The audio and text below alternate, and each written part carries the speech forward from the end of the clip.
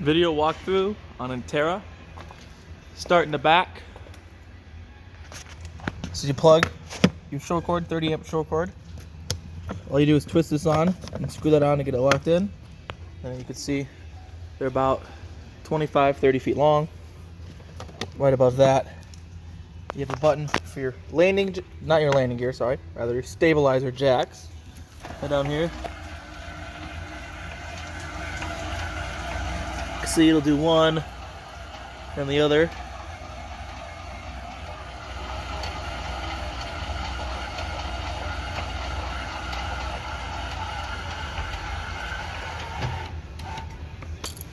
And that's what it'll look like when it's done. These are not leveling jacks. They're not meant to pick up the rear of this camper to get it level. If you want it level, you use your tongue jack to get front to back. And then if you want it level side to side as you're backing in onto some blocks to get it level side to side.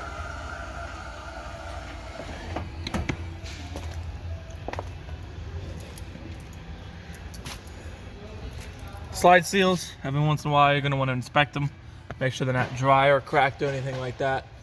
If you start to see they're getting that way, you can take it in for what a service called a slide out maintenance, when we can get that done for you folks. Or you could choose to buy the materials and do it yourself.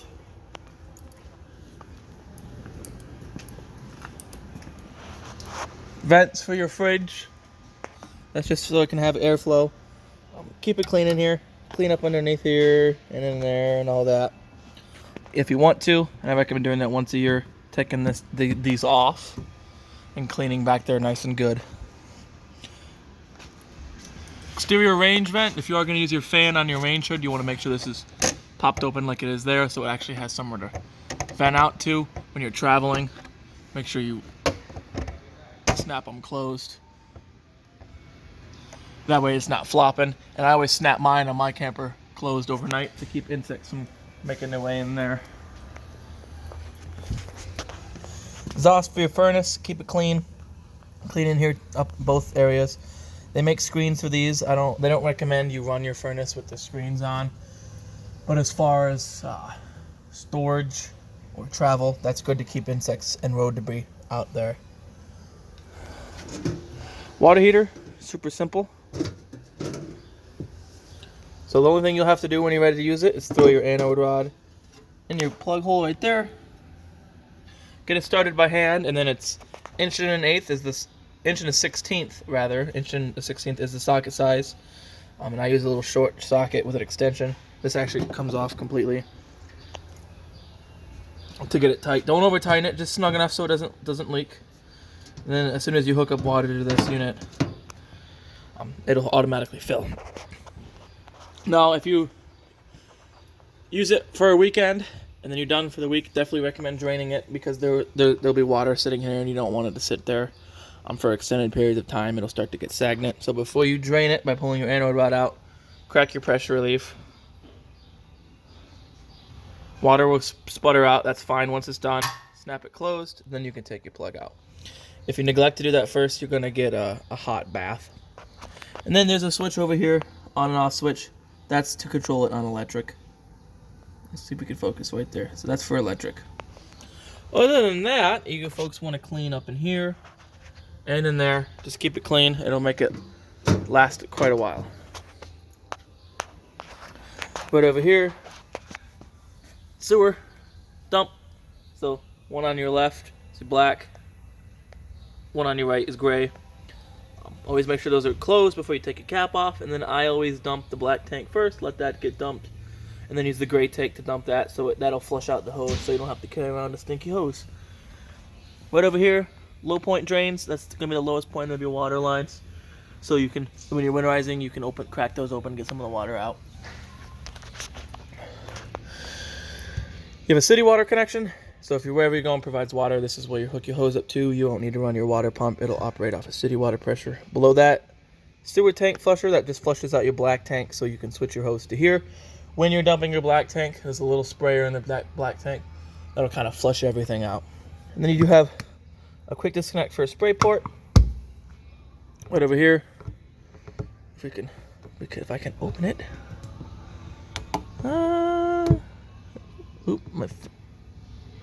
fingers are a little... There we go. Give me 1 second. Shit.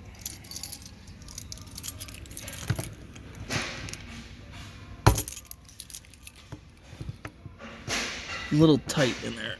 There we go. This is where you're gonna fill your fresh tank. Just rest your hose in there. Don't try to jam it in there. There's an overflow vent, so water will start squirting out of that when you're full, or you can read it from the monitoring panel, which is the preferred way. Because if that ever gets clogged for any reason and your hose gets jammed in there, you start pressurizing your fresh tank, and that's no good. Below that, you have a satellite hookup and then cable. If your campground provides cable, that's where you're gonna hook your cable up to, and then you drain for your fresh tank. You can see that right back there, that blue right above the axle. That's your drain for your fresh tank. I recommend draining it after every trip. So, because if you use half of it and it's still, the other half still sitting there, it'll start to get stagnant. Storage here. Some cranks. That's a manual backup crank for your stabilizer jacks. That's a manual backup for your either your slide out or your tongue jack. I think it might just be, yep, for your tongue jack. See, the manual backup goes right in there. Pass-through storage, another one of those cranks.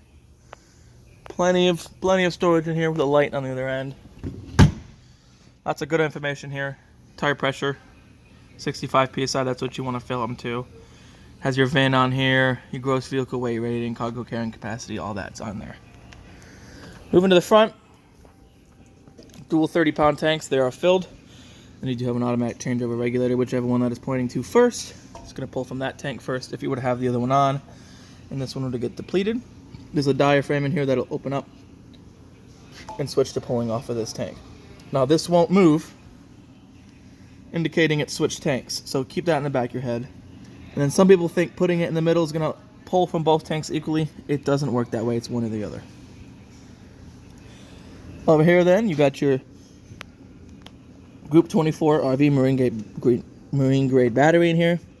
In the winter, I recommend taking it completely out, storing it somewhere a little bit warmer than outside. And then if it's going to be a long time between trips, I recommend disconnecting your negative lead off your battery, which I think is, yep, the white one. White one right here. That's going to disconnect the battery from everything and keep it from using power unnecessarily. Power tongue jack. Nice big pad up there, as well as there's LED lights on there with a button, and this will it's kind of a battery voltage indicator right there too. Nice big pad on it. Other access to that storage with buttons for the jacks right here.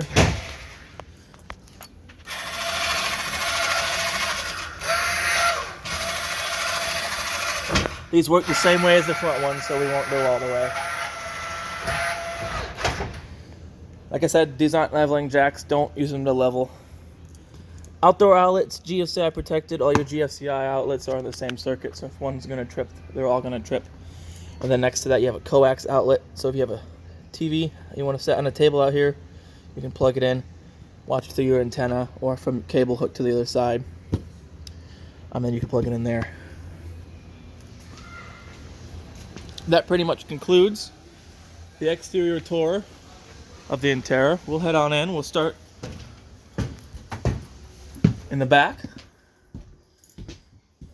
You have a spot here for the recliner. When you are traveling, you want your recliner to be in the middle like it is here, because there isn't quite enough room on the slide outs unless you turn it. So here, I'm gonna set this down for 1 second so I can show you. So I'm gonna get a black screen for just a sec.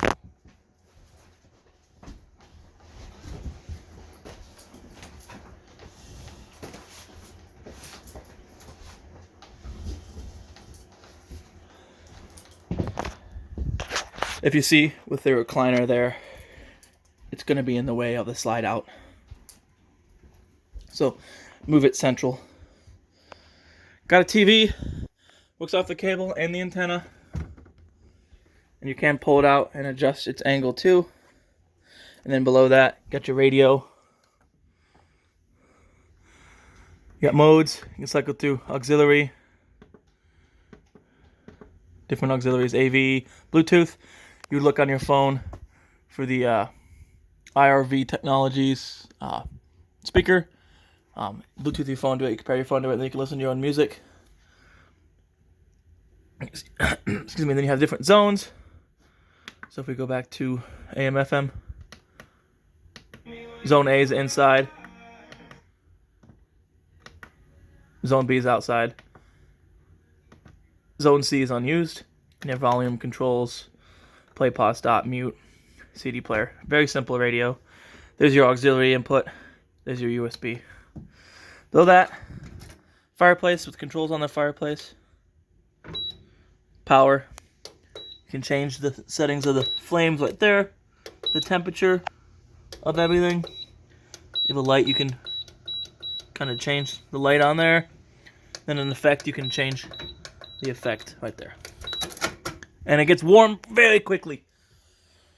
So if it's warm enough, if it's pretty cold out but not cold enough to use your furnace, this is nice because, excuse me, it'll push out heat from electric just enough to kind of warm it in here good.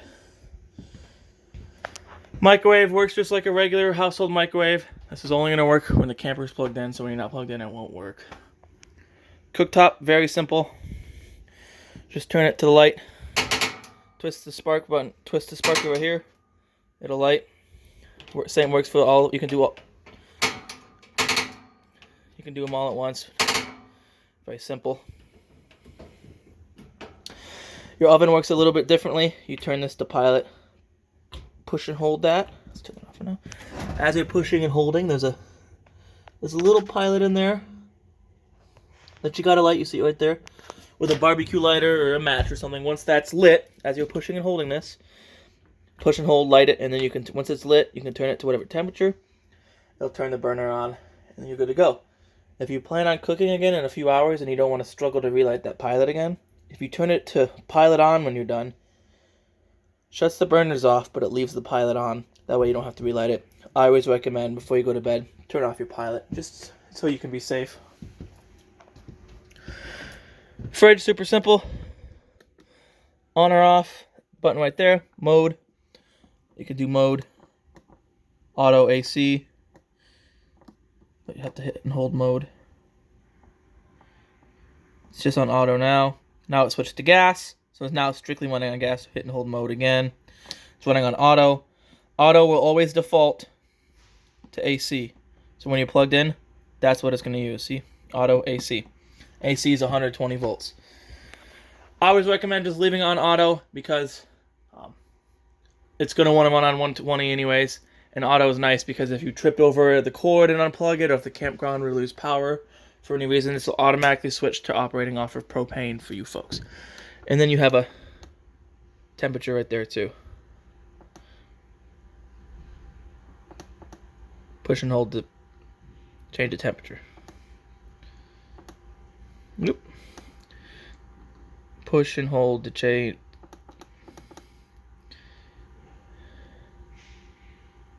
There you go. You just push and hold it, and then watch, it climbs up. I usually just leave it on the highest temperature anyways. And then these don't work like your normal fridges. They take about 8 to 10 hours to get to operating temperature. So you have to, if you have the ability to plug it in the night before, do that. That way you don't have to wait as long when you get to the campground. GFCI outlet right here with the reset on it. If the bathroom doesn't have one in it, then that's going to be your main resetting GFCI outlet. Yep. So if any of your GFCI outlets would have tripped, this is the outlet you're going to come in and reset it on. Then you got your book right here. It's going to have all your manuals in it. Yep, all your manuals for everything will be in here. And I encourage you to read through a few of them. There'll be a manual for the unit. It'll be a very broad It'll be very broad. It'll cover like pretty much all the cruiser RV units. So it won't be unit specific, but that's definitely a good help. Light switch right here, I believe does your, if I'm correct. Which one does this do? Oh, might be this fan right up here. No, unknown switch.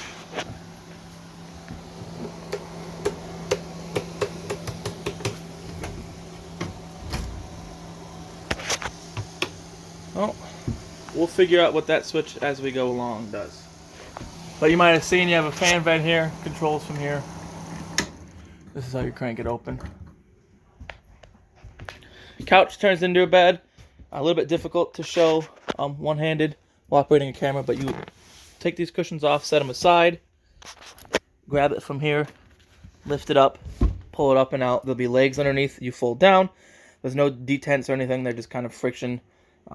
Friction holds them up and down. Once the table's out, once the couch is out, you'd fold this piece back down and it creates a platform to sleep on. Chairs, they should all have, yep, so hidden storage underneath all the seats. There too. Right below here, RV carbon monoxide and propane gas alarm. That's hardwired to the 12-volt system, so there's no batteries you have to worry about changing. And then this tall cabinet right here, the bottom one, it's going to have your controls for everything. Your slide outs.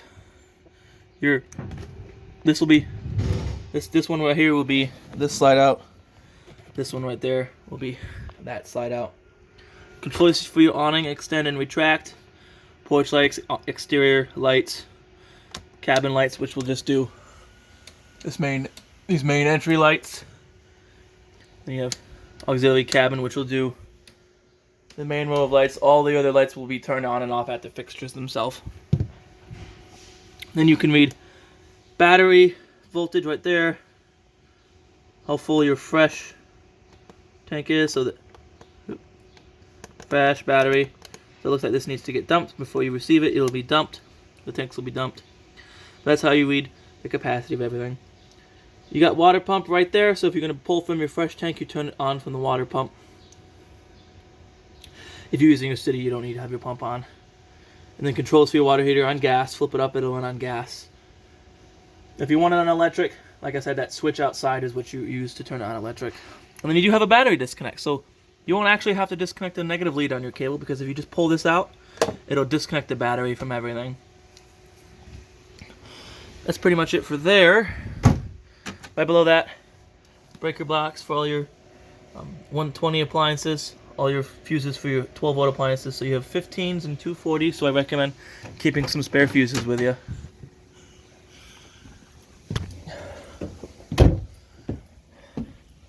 Thermostat controls. Tap it. You'll ask for the fan mode, auto, high or low. Auto is going to regulate whatever temperature you have it set to allow it to cycle on and off. High is just it'll get to 55 and then the AC will keep running.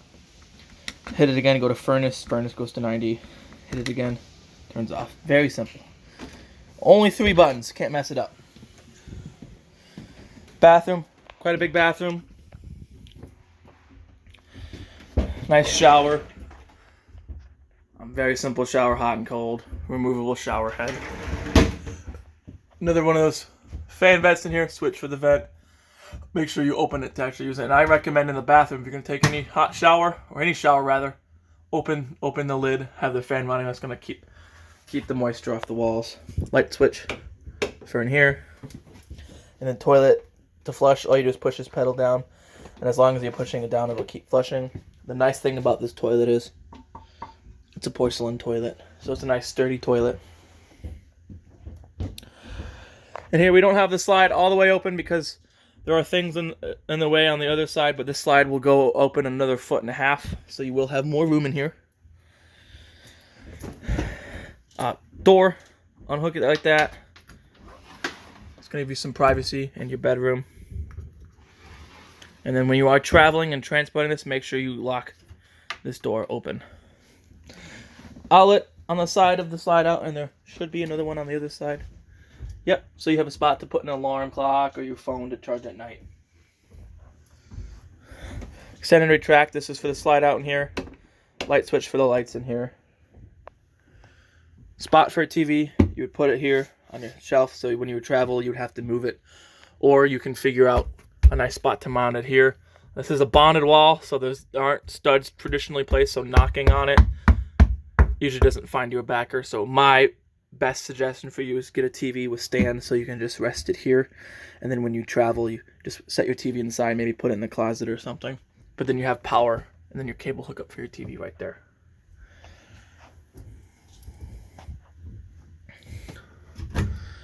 Plenty of storage in here. And then nice big closet here with a light. And then a clothes rack. And then lights in the slide out above there. And then individual lights for each side there. It's bed, nice and cushy, nice and comfortable. And then you should, nope. Oh yeah, we do have storage drawers, 2 of them underneath the bed, which is nice. We'll come out through here. A few more things. Your antenna. So to use it, you crank it up. Once it's all the way up, if you want to tune in your channel, you can pull this down and twist it. But this only will move when it's all the way up. Before you lower it, make sure these 2 triangles right here are lined up, because there's a little V-shaped cradle on the roof that the antenna rests in, and if it's not lined up, it might be poking out the side or the wrong way around. Got a smoke alarm, uses 9-volt batteries. So when it starts giving you those low voltage chirps, it's time to replace those batteries.